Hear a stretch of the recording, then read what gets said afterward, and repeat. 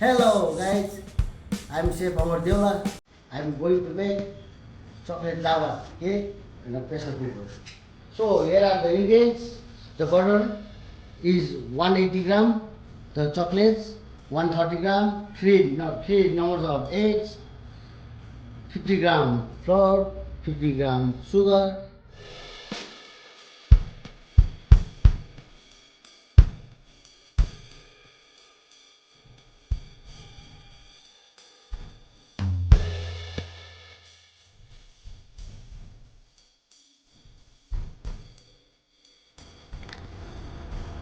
See the color? See the color? We'll coat it with the flour. See salt. See the process very carefully.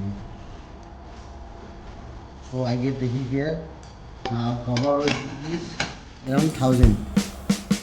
Seeds of lava. 2 times tap tap.